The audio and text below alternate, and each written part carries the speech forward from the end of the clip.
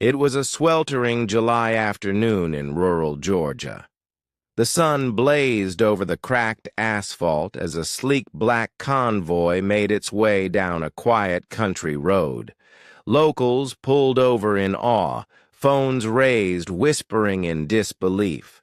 The President of the United States, Donald Trump, was passing through for a private engagement, but just as the convoy neared a dusty roadside fruit stand, Trump raised his hand and told the driver, "Slow down, stop here." "Sir?" his aide asked, startled. "That stand. Let's see what they're selling." Reluctantly, the convoy came to a halt. Secret Service agents instantly fanned out, securing the area. The stand was modest, a wooden shack adorned with hand-painted signs, fresh peaches, watermelon, and local love. Behind the table stood an older man, perhaps in his 60s, with weathered skin and soil-stained hands. His shirt clung to him, soaked with sweat. He froze as Trump stepped out of the car and walked toward him. "You sell peaches?" Trump asked, glancing at the crates. "Yes, sir," the man replied. "Grew 'em myself. My family's been farming peaches here for 3 generations." Trump picked one up, examined it, sniffed it, then looked the man in the eye. "What's your name?" "Calvin. Calvin Hart." There were no cameras yet. This moment was unplanned, unscripted. Trump took a bite from the peach. It was ripe, sweet, and unexpectedly good. He smiled. "Mind if I sit for a minute?" he asked. Calvin blinked, confused. "Sure, sir. Got a chair over yonder." Beneath the scorching Georgia sun, a fruit stand became the stage for a moment that would change more than a single afternoon. It would change a man's heart. Calvin pulled out a dusty folding chair and set it beside the stand. Trump sat down, adjusting his suit against the heat. Secret Service agents lingered nearby, silent and alert. "You lived here all your life?" Trump asked. Calvin nodded. "Born and raised. My daddy planted most of those trees back there. I just kept 'em going." Trump turned to admire the orchard behind the stand, rows of peach trees heavy with fruit. "Looks peaceful," he murmured. "It is, but it's not easy these days," Calvin replied. "Droughts, taxes, floods. Big companies keep buying up land. Folks like me, we're getting pushed out. I sell peaches by the road just to keep the farm alive." Trump checked his watch but didn't rise. "Ever thought about walking away?" he asked.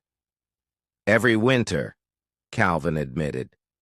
"But when spring comes and those blossoms show up, I think of my wife, Ella." Trump glanced at him. "She passed 5 years ago," Calvin continued softly. "She loved peach season, said it was God smiling on us." Trump said nothing. The peach in his hand suddenly felt symbolic, something more than just fruit.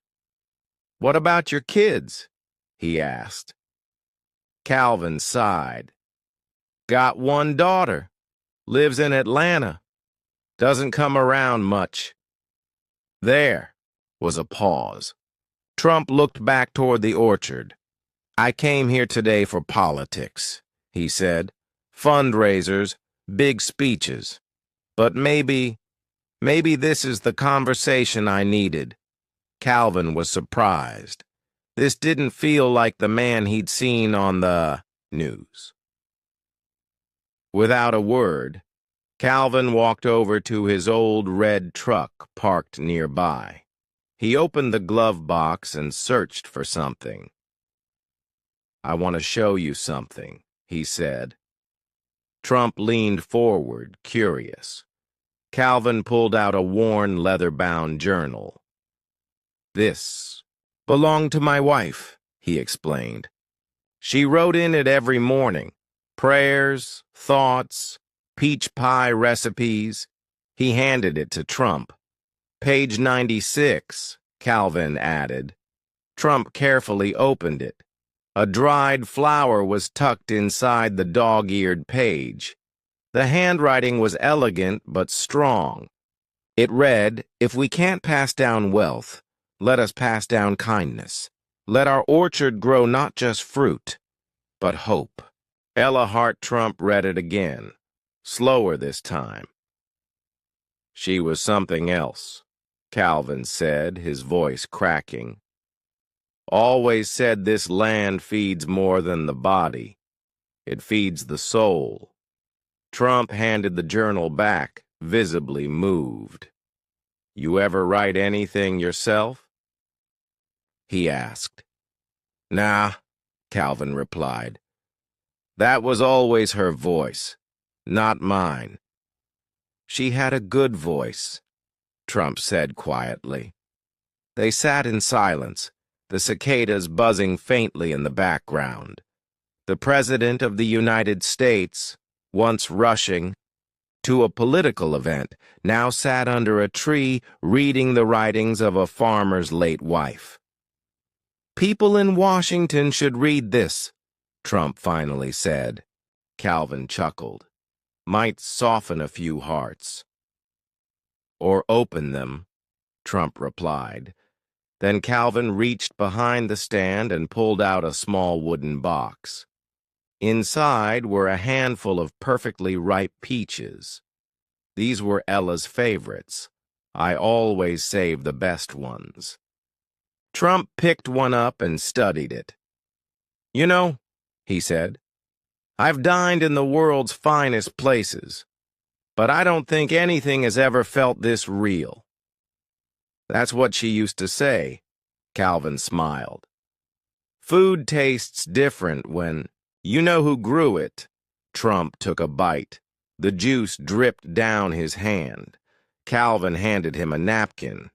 This is incredible, Trump said, like it was made for this exact moment. One of the Secret Service agents who had sampled a peach earlier gave a small approving nod. Do you get any help from the government? Trump asked. Not really, Calvin replied. Lots of promises.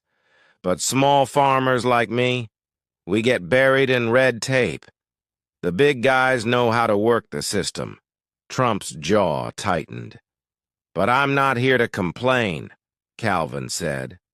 I've lived a full life. I just worry for the younger ones. Families trying to hold on to these roots. Trump leaned back. People think change comes from big buildings. But maybe it starts here, under a tree with a peach. Calvin chuckled. Ella would have liked you. Trump smiled. I think I would have liked her. Just then, a young girl pedaled up. On a rusty old bike, her cheeks were flushed, braids messy from the wind. Grandpa, she called.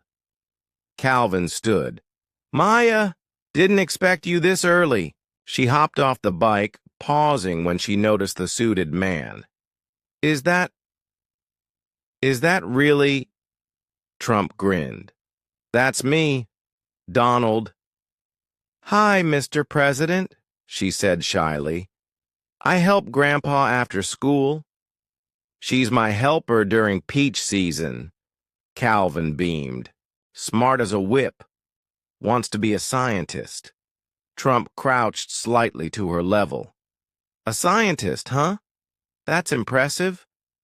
I want to find better ways to grow food, make it safer, healthier. Trump raised his eyebrows. You're way ahead of your time, kid. She's got her grandma's heart and her mama's fire, Calvin said proudly. Maya handed Trump a small peach. This one's for you. I picked it special. Trump accepted it carefully. Thank you. That means more than you know. Does she live here? Trump asked. She visits every summer, Calvin said. Her mom's a nurse, single mother, works long hours. Trump's gaze softened. Places like this, he said, they're the heartbeat of the country. People need to see that. Maya nodded. You should tell the news. Trump laughed. Maybe I will. Maya ran into the stand and came back holding an envelope. Grandpa, she whispered, can I show him Grandma's letter? You sure? Calvin asked. She nodded. Calvin turned to Trump. Before Ella passed, she wrote a letter, meant to send it to someone in government. Never did. Said no one would care. Maya held it out. But I think you will. Trump took the yellowed envelope and carefully unfolded the handwritten note. To whomever holds the power, please don't forget the small farmers. Don't forget the land that feeds your nation. If we lose this, we don't just lose jobs. We lose something sacred. Signed, Ella Hart, her name faintly stained with peach juice. Trump read it twice. She was right, he whispered. We've forgotten the hands that feed us. He looked up. May I take this with me? Calvin nodded. She'd be honored. Trump stood, letter in hand, and looked at Maya. You're going to change the world, just like your grandma did.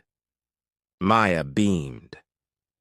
Maybe we'll frame this in the White House, Trump said, half to himself. The orchard swayed gently in the breeze. Something sacred had passed from one generation to another, from a widow's prayer to a president's conscience. How? Many like you are out here? Trump asked. Hundreds, Calvin replied. Maybe thousands. Just trying to hold on. Trump turned to his aide. Make a note. A grant program. Not for corporations, for families. Let's call it the Heart. Grant! For legacy farmers. The aide scribbled furiously. Ella Hart stood for something, Trump said. If I can carry that voice forward, I should. Calvin was stunned. You'd really do that? Trump placed a hand on his shoulder. You've done more in this orchard than some do in D.C. in a lifetime. Tears welled in Calvin's eyes. She always said we'd make a difference. Just never thought it'd be this way. Trump grinned. Sometimes it takes a peach to wake up a president. Reporters had now arrived. Cameras clicked. Mr. President, what's happening here? One shouted. Trump stepped beside Calvin and held up the letter. I came here for politics, but found something better. The heart of America. He held up a peach. This isn't just fruit. It's legacy, love, and this man reminded me what truly matters. Maya held Calvin's hand. Trump concluded, if you want to rebuild a nation, start where things grow, with those who plant seeds and believe something good will come.